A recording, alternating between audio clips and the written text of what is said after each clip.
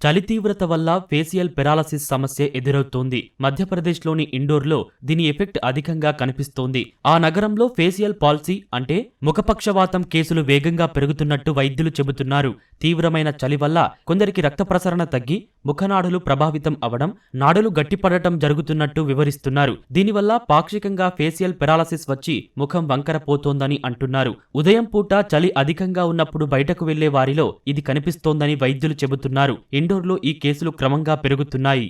Sir अभी हमारे MY hospital physiotherapy department में एक सडन राइज ऑफ पेशेंट हुआ। चेहरे के लकवे के पेशेंट्स बहुत ज़्यादा आने लग गए हमारे पास। हमने देखा कि 15 अक्टूबर से लेकर नवंबर के बीच में हमारे पास 100 से ज़्यादा केसेस आए, जिसके अंदर मेल पेशेंट हमारे पास बहुत ज़्यादा थे, फीमेल थोड़ी कम थी। और जिसकी एज जो हमने देखी कि 18 साल से लेकर 45 साल तक की उम्र के पेशेंट हमारे पास यहाँ पर आए।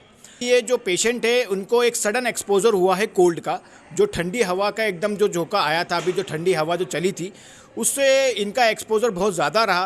5-6 घंटे इनका एक्सपोजर रहा। तो इन्होंने ये कहा कि सर हमको हमारे चेहरे पर एक खिंचाव सा महसूस होने हमको लग गया, जिसके कारण हमको हमारा फेस जो है टेढ़ा टेढ़ा हमने लगा। ఫేసియల్ పెరాలసిస్ సమస్యను నిర్లక్ష్యం చేస్తే ముఖనాడులకు శాశ్వత నష్టం కలిగే ప్రమాదం ఉందని నిపుణులు చెబుతున్నారు. ముఖ్యంగా చికిత్స ఆలస్యం చేస్తే పూర్తిగా కోలుకోవడం కష్టమయ్యే అవకాశం ఉంటుందంటున్నారు. లక్షణాలు కనిపించిన వెంటనే న్యూరాలజిస్టును సంప్రదించాలని సూచిస్తున్నారు. 18 నుంచి 45 ఏళ్ల మధ్య వయసున్న వారు శీతల గాలులకు అధికంగా ప్రభావితం అవుతున్నట్టు తెలుస్తోంది.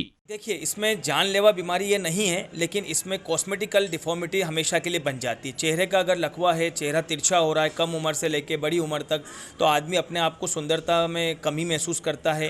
आंखों से लगातार आंसू टपकते हैं, जिसमें आंख में इन्फेक्शन होने का खतरा रहता है। खाना निगलने में और खाने में चबाने में उसको परेशानी आती है।